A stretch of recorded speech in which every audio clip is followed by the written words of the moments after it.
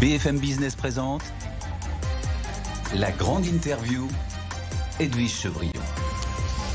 Bonsoir à tous, bienvenue dans la grande interview, les grandes interviews, parce que j'ai deux invités ce soir. D'abord en studio déjà avec nous, Pascal Dalloz, directeur général de Dassault Systèmes. Bonsoir Pascal Dalloz. Bonsoir. Évidemment avec vous on va parler d'intelligence artificielle, de logiciels 3D. Et puis ensuite je recevrai Rodolphe Lamez, il est directeur général de Vinexposium. Vinexposium c'est le plus grand salon de vin et spiritueux au monde. Et bien, les deux salons ouvrent leurs portes, Sommet de l'IA le 11 février et puis aussi Vinexposium. Et puis on verra avec Rodolphe Lamez comment cette filière, pourtant troisième champion d'export, filière française, va résister aux menaces de Donald Trump et à ses tarifs douaniers. Pascal Dalloz, bonjour. Bonsoir. Bonsoir. Il commence à faire jour, on peut dire presque bonjour maintenant. Directeur général de Dassault Systèmes, deux actualités très fortes avec vous, évidemment. Vous avez publié vos résultats, donc c'était mardi, avec des tendances intéressantes, une certaine prudence sur 2025. Vous nous direz pourquoi. Bien sûr, à cause de l'automobile, mais pas que.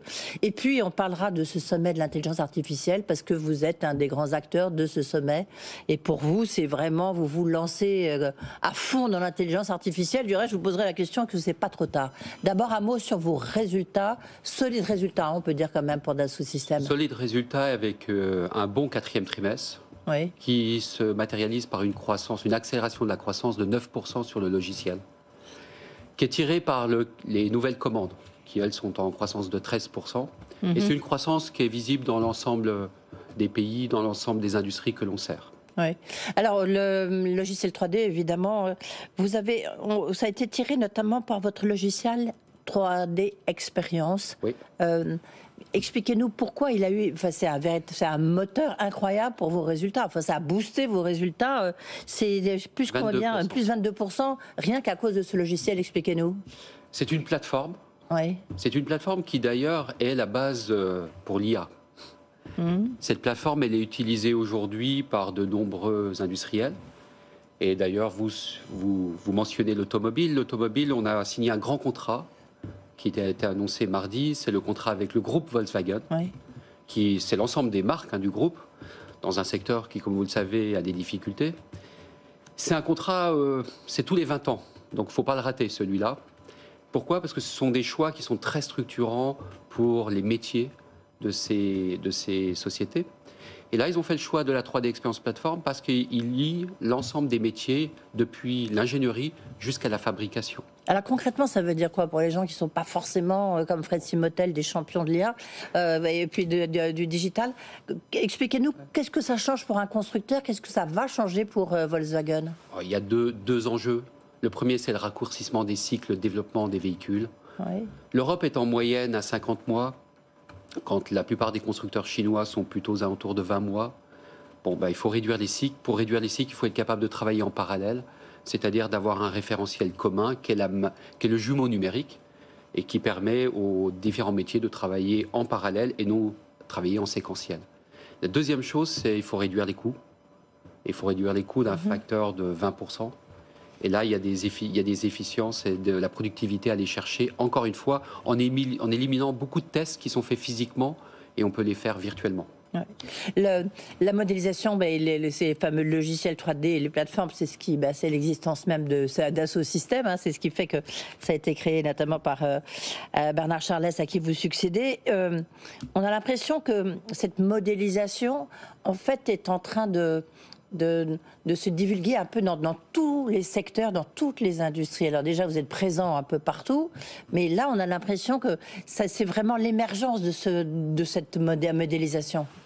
C'est vrai, on sert trois grands secteurs de l'économie, les biens d'une manière générale, donc l'automobile, l'aéronautique, les grands équipements industriels, le secteur de la santé, qui couvre de la pharma, les biotech et les équipements médicaux, mais également la pratique médicale, et puis le territoire et les villes dans sa grande généralité. Donc ces technologies-là sont en train de pénétrer ces trois grands secteurs. Oui, enfin c'est déjà le cas. C'était déjà le cas. Ce que je veux dire, c'est qu'il y a une accélération, ou je me trompe? Non, il y a une accélération. Oui. Et pourquoi? Parce qu'effectivement, l'AI est au cœur. Alors si vous regardez, nous, on a annoncé la 7e génération de nos produits. Oui. On appelle ça les univers. Alors si je fais un petit récapitulatif rapidement, pour Pourquoi c'est la 7e? La première génération, c'était justement l'introduction de la 3D. L'introduction de la 3D, elle était faite principalement pour faire des assemblages complexes. On avait besoin de pouvoir comprendre en 3D les différentes parties, les différentes pièces, comment elles s'assemblaient. Ensuite, on est arrivé avec le concept de maquette numérique, maquette digitale. Et là, ça permettait aux différents métiers de travailler ensemble, en contexte. C'est principalement l'aéronautique qui a tiré ces concepts-là, après l'automobile. On est arrivé après avec la notion de gestion du cycle de vie du produit, où là, il fallait connecter l'ensemble des métiers pour avoir ce travail en parallèle et cette traçabilité, notamment dans des métiers où il y a de la certification. Ensuite, on est arrivé avec le concept de jumeaux virtuels. Et là, le jumeau virtuel... Oui, ça a été la grande innovation. C'est fascinant, ce jumeau virtuel. Là, c'est avoir un jumeau qui soit l'équivalent de son objet physique. Et qu'est-ce que ça permet? Ça permet de faire une conception par les usages. On comprend comment l'utilisateur de la voiture, il utilise sa voiture, et ça permet de remonter toute la chaîne au lieu d'avoir une ingénierie qui pousse. Et puis, ce jumeau virtuel, il est utile aussi dans la santé. On en a parlé plusieurs fois, mais on fait des essais cliniques en utilisant des jumeaux virtuels pour faire des corps de patients. On fait la pratique médicale en ayant un jumeau virtuel du cœur, du cerveau, par exemple. L'exemple le plus emblématique, c'est pour traiter la maladie de Parkinson, c'est un défaut du signal électrique du cerveau. À partir de l'imagerie, on est capable de reconstruire ce jumeau virtuel. Et le praticien, le médecin, il est capable d'insérer un petit piézoélectrique qui vient corriger le défaut du signal électrique. Ça, c'est possible que si vous avez un jumeau virtuel pour pouvoir le faire. Mais on le fait sur le jumeau virtuel, on le fait sur l'être humain? On fait sur le jumeau virtuel d'abord. Oui, on le teste en fait. On le teste, ouais. On le certifie. Avec toutes les données, donc vraiment le jumeau virtuel, oui. Et ensuite, on fait l'acte chirurgical pour venir l'insérer. Ouais. Ils permettent vraiment de connecter le virtuel et le réel ensemble. Ouais. C'est passionnant, c'est toujours passionnant ce que vous faites. J'ai juste une petite question, pardonnez-moi, je reviens sur Terre. Mais lorsqu'on voit, on s'en souvient, il était venu du reste nous en parler lorsque Bernard Charlès a acheté Medidata, donc c'était la plus grosse acquisition, je crois, dans l'histoire de Dassault Systèmes. C'était 5 milliards, non, c'est 6 ça milliards. 6 milliards, vous voyez. Et là, on voit que Medidata, en fait, n'a enregistré qu'une croissance de 1%. Alors, c'est sur le 4e trimestre. Hein. Oui. La question est combien sur l'ensemble de l'année? On est flat, on est plat. Plate, oui. Pourquoi? Parce que la santé, ça explose. On dit toujours qu'il y a deux secteurs dont on va parler, l'intelligence artificielle, et puis la santé, c'est là où se trouve la valeur. Comment vous expliquez, en fait, que la santé, que votre santé, entre guillemets, Medidata, en fait, délivre pas beaucoup, quoi? Alors, il y a eu une bulle Covid. Vous vous souvenez, pendant les années 2020-2021, il y a eu énormément d'investissements qui a été fait dans le domaine des sciences de la vie, et on a eu l'explosion des essais cliniques.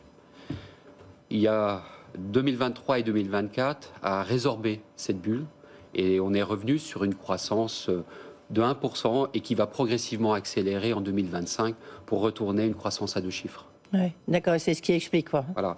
Entre-temps, on a gagné beaucoup de parts de marché. Oui. Dans un marché qui se contracte, on a gagné énormément de parts de marché. Vous êtes là, 6,5 milliards de chiffre d'affaires, 6,2 milliards, pardon, plus 4%. L'année prochaine, vous êtes à combien? Entre 6 et 8% de croissance. D'accord. Donc c'est-à-dire plus de 6,5 milliards. D'accord, ok. D'euros. Oui. Lorsque vous regardez vos perspectives 2025, vous êtes relativement prudent, même si vous restez solide en termes de croissance, notamment à cause de l'automobile. Effectivement, les difficultés, je veux dire, l'espèce de brouillard dans lequel se trouve l'industrie automobile, notamment européenne, ça vous touche beaucoup? On a eu des vents contraires en 2024, oui. Notamment sur le 2e trimestre. Mais au fond, si on regarde l'industrie automobile, la croissance, elle est neutre en 2024. C'est 89 millions de véhicules. Le manque à gagner vient des véhicules électriques. Il y avait une prévision d'une 20aine de millions. Il s'en est vendu une dizaine de millions et il y a un peu des stocks.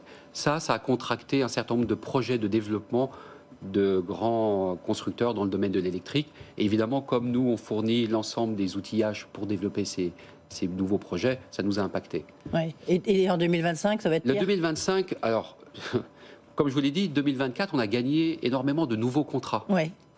Donc, pour les nommer, quelques-uns, Jaguar Land Rover, Renault, Volvo, BMW, Volkswagen. et ce sont les groupes, ce ne sont pas uniquement les marques, ces grands contrats, ils viennent alimenter la croissance sur 2025 et 2026. Et de combien? De plus d'1 point. Oui, d'accord, ok. Ouais. Donc normalement, ça va être plutôt une bonne année, en fait, 2025. On dit a une prudence, certaine mais... confiance. Oui. Tiens, vous allez payer la surtaxe, évidemment, sur les groupes, dans le cadre du budget 2025, puisque vous faites plus d'1 milliard de chiffre d'affaires, vous en faites 6,2. Combien? Ça va s'élever à combien? Elle sera de l'ordre entre 20 et 30 millions. Oui. Et pour vous, vous trouvez ça comment? Injuste, juste? Ce qui est le plus important pour nous, c'est de protéger la fiscalité de l'investissement. Je vous donne un exemple. Le coût d'un ingénieur en France, sans le crédit d'impôt recherche, il est plus élevé que le coût d'un ingénieur aux États-Unis. Donc il est important de sanctuariser ces éléments de taxes parce que ce sont les vraies motivations à investir dans notre pays. Alors, parlons d'intelligence artificielle, parce que donc il y a ce sommet de l'IA où évidemment nous sommes très très investis à BFM Business. La matinale y sera lundi prochain. On en parle beaucoup pendant 4 jours. Comment est-ce que vous voyez les choses? Ça va être un grand moment, la France, le président va s'exprimer sur l'intelligence artificielle. Puis pendant ce temps-là, vous avez déjà Donald Trump qui a lancé, qui a mis sur la table 500 milliards de dollars pour développer des projets dans l'IA.